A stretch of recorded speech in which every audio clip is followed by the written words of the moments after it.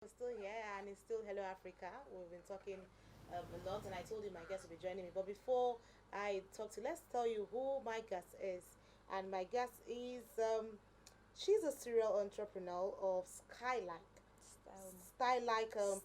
Style like Pro Enterprise Hub, Style like Style mark. Style Mark. Yes. Style mark Okay, pro Style enterprise. Mark. Take Style it Mark. away. Okay.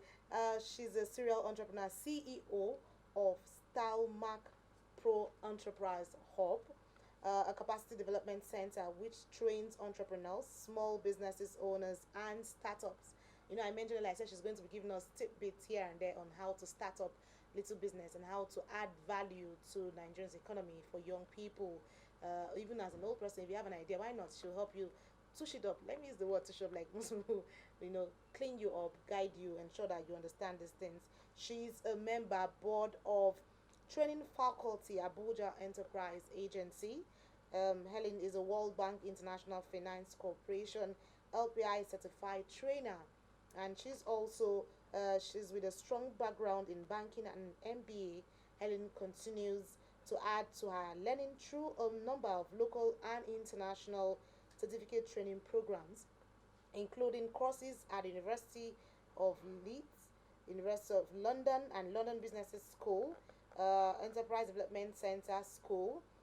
She's also enterprise development, but also in Enterprise Development Center (EDC) of the Pan Atlantic University. Well, she's a bundle of a lot, and she has had so many awards.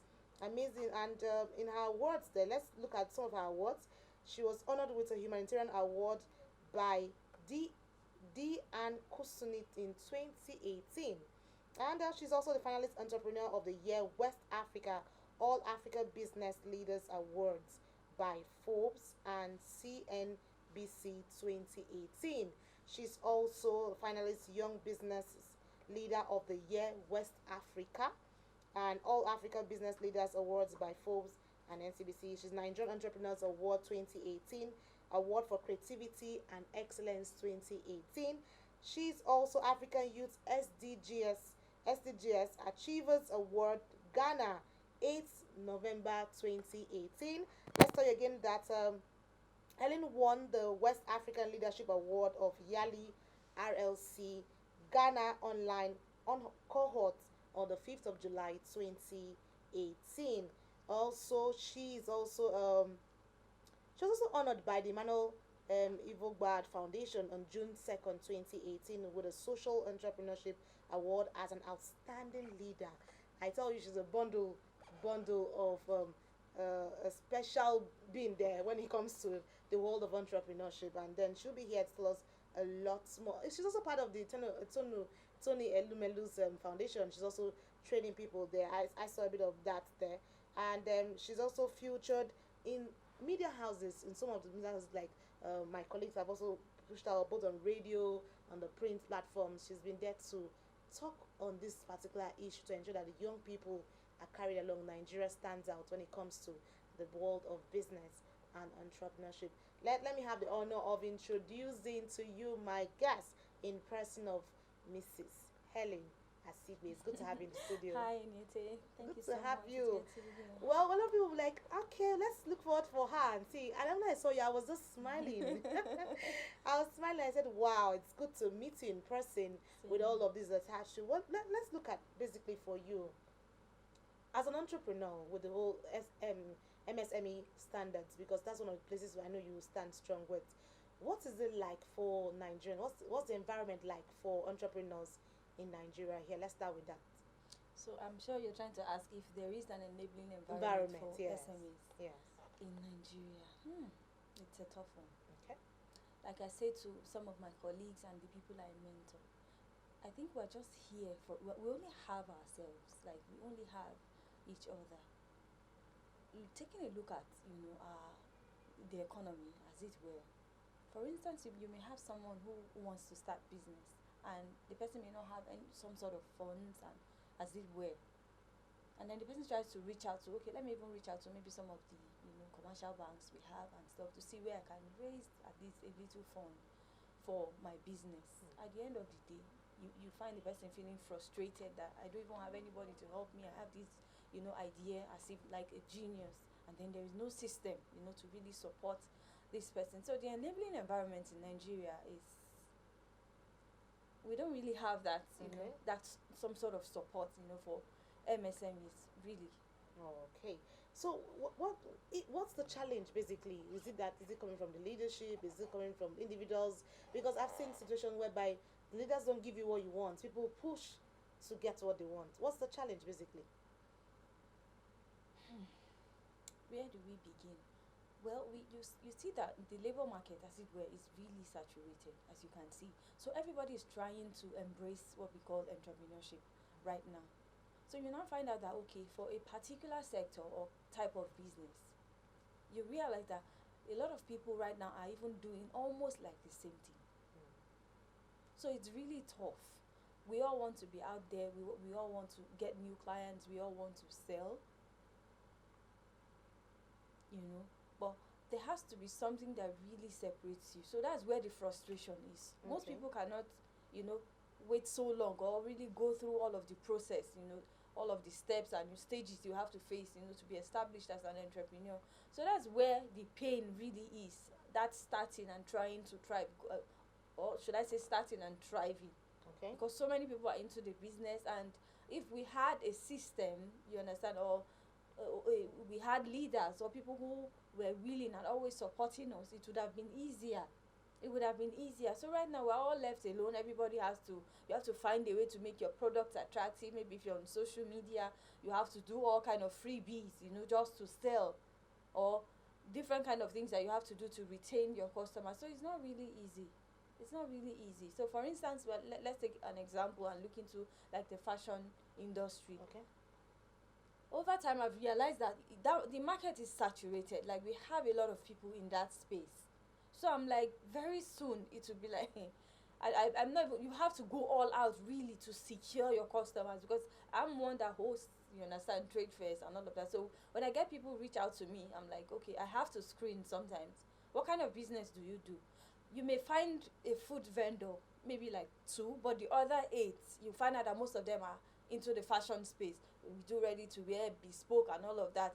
We sell, clothes for women. I'm like, what's really going on? Like, it looks like everybody's in the fashion space. So you can imagine if my own kind of business too were in that field, so to say, maybe like female clothing or adult clothing, as it were. So we have a lot of other people doing that already. So how can we make this process, this thing easy for the people whose businesses are alike, or who are already many in their own in same kind of business? Okay, well, let's look at like you mentioned, the enabling environment and all that. Young people tend to have, like in Nigeria, for instance. Let's use our own place to describe. We have a lot of people with great ideas. Sometimes they look at, as you mentioned, other issues that are standing. Finance stands to be one of, that's capital. How do you train people to nurture their ideas even in the midst of little capital to start? Truthfully, it's not all kinds of businesses that you can that you it's necessary to start with capital or finance, as it were. There are some types of businesses, well, if you are ready to start small, not, you find out that these days a lot of people are waiting. No, wait, so let me wait until I get like 500,000, 1 million, 2 million before I start. I'm like, it's wrong. It's wrong. I had someone who moved from Lagos. They were, based in Lagos and all of that, and then they moved into Abuja, and she was feeling frustrated that, okay, she was working before and now she has nothing to do. The first question I asked was like, what talent do you have? Let's start from that place. Okay. What is something that you enjoy doing that you can do with your hands? And she was like, oh wow, that she loves to braid hairs. She loves, people looking good and all of that. I'm like, okay, do you need 100,000 to use your hands now to braid? You understand? I'm like, it sounds funny, but really. So I said to her, this is something you can start even on the spot as we are speaking, and you will start that business. Now, where do you live? I began to probe more and ask her questions. I said, you have neighbors, you have people who go to other salons every weekend, maybe for themselves or for their children. Why not start? And then she started the hair business. She started braiding hair, fixing. She can braid, she can fix anyone you want. And that's how she started her business. Today, from, I'm not even sure she's even braiding the hair again, because the Mm. money she recovered, or the money she was able to make, from the hair business, braiding and fixing for people, she now went into bead making, because she Oh, also awesome. makes beads. Yes, Mm. she went into bead making, and she'll take them to fairs and all of that for displays and all. So from even the bead making, she has added another line of business to what she's doing. She now sells kitchen utensils, and she's big now. Do you get? But what did she start with? Nothing. Okay. Nothing. So even if you start small, it's not, nobody is saying that's where you will Just end. end. Rather than wait, you understand, for maybe some form of funding, Mm. if you have opportunities for grants, as you really want it, we have 1,000,001 people who want to. Same ideas. It's not even the idea. We have 1,000,001 people who are applying for that same grant. So how long are we all going to keep waiting? You just have to start something, no matter how little. For, okay, now I've shared with you, for one who just has an idea, it's creative with her hands and all of that. Then another case you may have, maybe someone who has friends and family who actually believes in them. Why not sell the idea to your spouse, your sibling, your parents, your, at least anyone that can just help you momentarily? Like, okay, I want to go into this, please just assist me with, maybe even if it's 50,000 naira, so I start this business. So some people don't reach out. They just feel nobody's helping me. I'm just on my own. It's wrong. You can reach out to people, and at least over time, you should be able to have this credibility before people, that when they see that, I know if I give her 100,000, she will make do with Mm. it. So you can reach out to people like, please help me. I want to start this thing. Okay, it's good that we don't need to have large capital to start anything small, because what we're talking about is startups. Yeah. Okay, let's say now you said you don't need to have large, but how would a young business survive in the midst of competitiveness, in the same kind of business? When you're coming with your own small ideas, like some people call it kiosks, they have their little Yeah. kiosks and they start. How do they survive in that kind of environment? There has to be something that should stand out in whatever it is you're doing. Like I would say, you don't really have to be doing business as right now in this jet age, as they say, as a layman. You have to add every touch of innovation to whatever it is you're doing. You have to stand out. If you are trying to showcase, maybe put up your pictures on social media, you can't go around putting in images that are blurry, Okay. or misleading people with your text, maybe the ads you write under and all of that. Mm. So you have to be creative with whatever it is you're doing, and you have to find opportunities to be able to sell yourself anytime, any day, anywhere. Everybody must know that this is what you're doing. I've had to tell people, you have to give up your DPs. Now you are into business. The whole world, I'm telling you, has to know you are in business right now. This is not the time for you to be putting pictures from the last Owambe you went on your DP and all of that. It's just for a period. Be serious about what this thing is that you are doing. Don't wake up in the morning and you have products to sell, and then you are leaving your ads till like 2 p.m. Nobody has even known that, okay, you are doing a freebie today, or you have something, you understand, you really want to sell, or as it were. So you have to take your business very seriously. Put yourself out there. Talk to people. Attend networking events. People go for events, seminars, conferences. At the end of the day, once the event is over, they just pick their bags and they race out of the place. I'm like, why? Mm. We all need each other. You don't know who you are sitting beside. You probably have maybe 5 handbags in your boot, the boot of your car you came for the event with, and the person there needs a hand. You have to talk to somebody, talk to people. So there are very many ways you can help yourself, even before waiting for government intervention or some form of angel, investors, as it were. Okay, I know sometimes when people go for functions, they tend to have this ego. I don't know. I like the way you're smiling. They tend to have this ego of mingling. Does that have to do with attitude? Because if you don't have the attitude towards business, that's coming from my own perspective. I don't think you're ready to strive when it comes to making. So, what's your word for someone that has that idea, that is shy to speak out, or that person that has the idea and feels this is not my kind of class? Then what brings you to that event? Hmm. How do you train such you are people? you are into business, you have a brand, you understand that you have a vision for, you want to be somewhere, maybe in the next 1 year you have a goal that you want this brand to have attained this, in 1 year, in another 2 years, and then you are going for functions. You are shy, you have ego, you can't talk to people. No man is an island. At some point, we'll have to get to this place where we have to drop our pride and reach out to people. There are people who can help you. I don't know if you understand. The same way you would be able to lend a shoulder to someone else tomorrow, that's the same way someone else is waiting. Just reach out to ask, this is what I'm doing. Or do you have any, can you just help with any referral of some sort? When I started business really small. Why didn't mind? That business. Do you know someone even looked at me and said to me, you are just starting and you are going out with it with a name as big as this. I will never forget. How can you start business so small and then the name of your business is as if you're already world class? I started business really, really small and I didn't mind. There was no way I would not advertise. Even at the butcher's place, where maybe at the meat market, I would advertise. So long as it's not that I'm not feeling well or something, that's how it's supposed to be. Sell yourself. I will not be able to come and take your own brand and start selling it for you. You are the one in this race. We are all on different pedestals. You have to run your race yourself. So I tend to encourage a lot of people. Sometimes people are becoming too complacent. Like, let me leave the art till tomorrow. Stop pushing things off till tomorrow. Whatever it is you can do today to help yourself out there. I know we can only do our own part as human.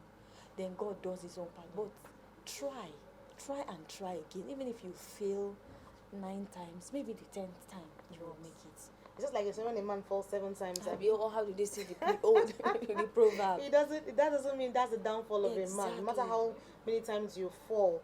But let's look at some issues like this. The vocational skills a lot of people go out to learn, like you mentioned, fashion, beads making, carpentry. How far have they gone with this? I know some organizations train people and tell you it's no longer the formal education you get in school, but the informal one you get outside can also help equip you. But some people, despite the training, still find it difficult to make it out there.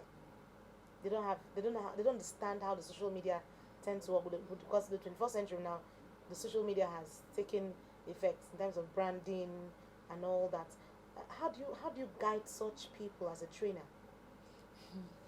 Another major issue, you understand, that cripples businesses has to do with proper accounting. That's bookkeeping.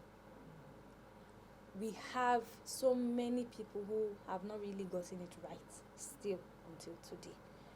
A lot of them will be the petty traders. That's how maybe I should just refer to them. A lot of them will be, the petty traders. Once they go to sell, maybe because of some other pressing issues in their home front, whatever it is they make today, they channel it into maybe buying rice or what it is that we'll eat tomorrow morning. So we have to just keep speaking up, you understand, and learning and relearning, or how do they call it, you understand, and we'll have to keep educating these people that your business is your business. This is the capital for your business you have started. So whatever it is you make today, don't eat everything today. Join a susu, or what do they call it? Attaché. You understand? Even if it's 200 naira, you can be saving every day, which at the end of the month would amount to something worthwhile, you understand, reasonable for you. So that's another problem. So we've been lending our voice, we've been holding different sensitization workshops and all of that, even at camps for internally displaced persons. Even if everybody it's not like it's everybody that is in the millennium era, even if we are all still on the continent and all of that, but so many people are still not used to the gadgets, the computer devices and all of that. But for those ones who are not, we'll still have to use our own voice and take the message to them. Okay. Well, you mentioned something about, we talked about the ego and then mingling in business. I saw an ad somewhere some time ago where somebody posted something and said, for, I think, was it for lands or for clothing or fashion or something, you can reach out. And for me, the advert sounded like pride. Like there's a class of people that should reach out to you. Certain class are not invited. How does that speak in the line of business? Do you need to set a standard for people to market you or to come buy your product?